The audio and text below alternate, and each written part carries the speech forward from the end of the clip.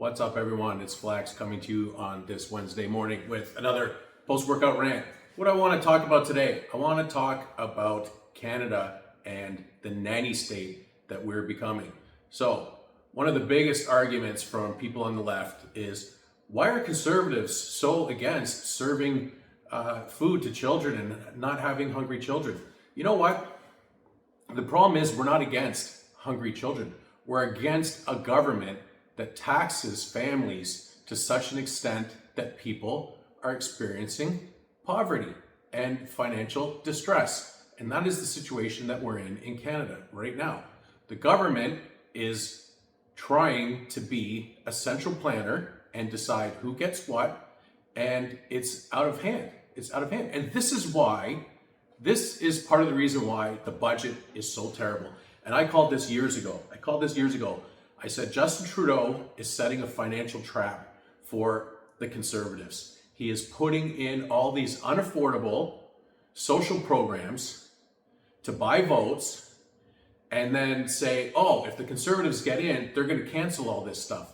And that is the situation that we're in right now. And that is why Mark Carney cannot present a balanced budget, because they have committed so much that they've outspent the tax revenue.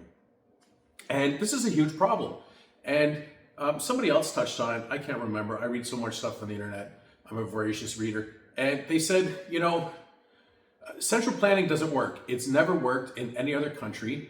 And that's what the federal government in Canada is trying to do. Their whole major project approval office, which has accomplished nothing so far, it's putting too much power in the hands of our government. And that's what we have done over the years. We've put way too much control in the hands of the government. And for the last 10 years, it's been the Liberals.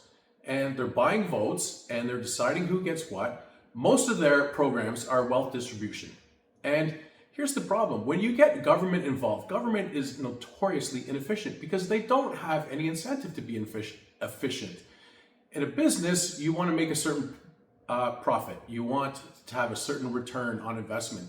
In the government, there is no return on investment. There is no profit. There's no metrics that people need to work towards.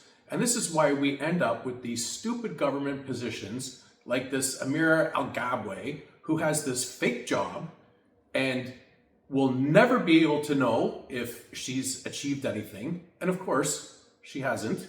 I mean, I could do a whole other segment just on her and just on that fiasco. I mean, she's a divisive, racist maniac. But this is what the government does. They put all these bureaucrats in place and they waste our money. And, we already have infrastructure for feeding people. We have grocery stores. We have the infrastructure. We don't need the government to recreate that. We need the government to get out of the way, stop taxing people to death, stop deciding who gets what, stop with all their wealth distribution schemes, and stop with the smoke and mirrors. I just want to remind everybody, it's been 2 years now since the government created the grocery food price task force, whatever the hell they call it. It's been 2 years, I can't remember exactly. But do you guys remember that? Do you remember the fanfare that they announced that? Do you remember every single Liberal PM touting this initiative? And what did it accomplish? Absolutely nothing. Food prices are projected to increase by 5% by the end of 2025, again this year. It accomplished nothing. Do you know what it accomplished? It accomplished putting tons of taxpayer dollars in consultants' bank accounts. And that's what the government does. Think about it. That's my rant. Peace.